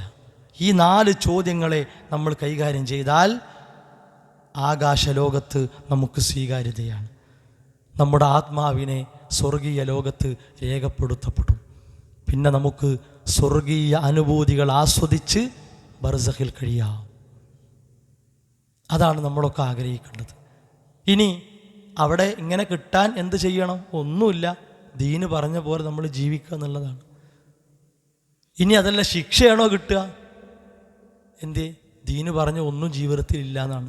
അപ്പോൾ അള്ളാൻ്റെ ദീനുമായി നമ്മൾ അടുത്ത് നമ്മുടെ ജീവിതത്തെ ഒന്ന് ചിട്ടപ്പെടുത്തിയാൽ ഖബർ ജീവിതം നമുക്ക് നല്ല പ്രകാശിക്കുന്ന, പരിമളമുള്ള, സുഖം നിറഞ്ഞ ഒരു ലോകമാക്കി മാറ്റാൻ സാധിക്കും. റസൂലുള്ളാഹി സ്വല്ലല്ലാഹു അലൈഹി വസല്ലമ സഅദ് റളിയല്ലാഹുവിൻ്റെ ചരിത്രം പറഞ്ഞല്ലോ. സഅദ് റളിയല്ലാഹുവിനു വളരെ കുറഞ്ഞ സമയത്തിനുള്ളിൽ ഒരുപാട് നേടിയ സ്വഹാബിയാണ്. ആ സഅദ് റളിയല്ലാഹുവിനു ഖബറിൻ്റെ ശിക്ഷയിൽ നിന്ന് രക്ഷ കിട്ടിയ സ്വഹാബിയാണ്. ഖബറിൻ്റെ ഞെരുക്കത്തിൽ നിന്ന്, പിടുത്തത്തിൽ നിന്ന് രക്ഷ കിട്ടിയ സ്വഹാബിയാണ്. റസൂലുള്ളാഹി സ്വല്ലല്ലാഹു അലൈഹി വസല്ലം പറഞ്ഞു, സഅദ് രക്ഷപ്പെട്ടില്ലെങ്കിൽ ഇനി ആര് രക്ഷപ്പെടാനാണ്? കാരണം കുറച്ച് ചെയ്തു കൂടുതൽ നേടി, കുറച്ച് ചെയ്തു കൂടുതൽ നേടി. നമ്മൾ ചെയ്യുന്ന ഏത് പ്രവർത്തനങ്ങൾ കൊണ്ടാണ് നമുക്ക് ഖബർ ശിക്ഷ ഖബർ രക്ഷ ഒരുങ്ങിക്കിട്ടുക എന്ന് പറയാൻ പറ്റില്ല. നമ്മുടെ ജീവിതത്തിൽ വരുന്ന ഏത് പാപം കാരണമാണ് ഖബർ ശിക്ഷ നമുക്ക് കിട്ടുമെന്ന് പറയാൻ പറ്റില്ല. അതുകൊണ്ട് രഹസ്യപരസ്യ ജീവിതങ്ങളിൽ പാപങ്ങൾ ഒഴിവാക്കുക, രഹസ്യപരസ്യ ജീവിതങ്ങളിൽ നന്മകളെ ചേർത്ത് പിടിക്കുക. അതേ പരിഹാരമുള്ളൂ. മഹാനായ അംർ ബിൻ ആസ് റളിയല്ലാഹു അൻഹു രോഗം മൂർച്ഛിച്ച് മരണം മുന്നിൽ കണ്ടു കിടക്കുമ്പോൾ അദ്ദേഹം പൊട്ടിക്കരഞ്ഞു. സ്വഹാബികൾ അദ്ദേഹത്തെ സന്ദർശിക്കാൻ വന്നിട്ടുണ്ട്. അദ്ദേഹത്തിൻ്റെ മകൻ സന്തോഷിപ്പിച്ചു, അപ്പം കരയണ്ട, നിങ്ങൾക്ക് സ്വർഗം സന്തോഷവാർത്ത അറിയിക്കപ്പെട്ടിട്ടില്ലേ, പിന്നെ എന്തിനാ നിങ്ങൾ കരയണു? കരച്ചിലൊക്കെ നിർത്തിയിട്ട് അദ്ദേഹം സ്വഹാബികളോട് പറഞ്ഞു, എനിക്ക് ചില കാര്യങ്ങൾ നിങ്ങളോട് പറയാനുണ്ട്. ആ കാര്യങ്ങളിൽ അദ്ദേഹം ആദ്യം പറഞ്ഞ കാര്യം എന്താ അറിയോ?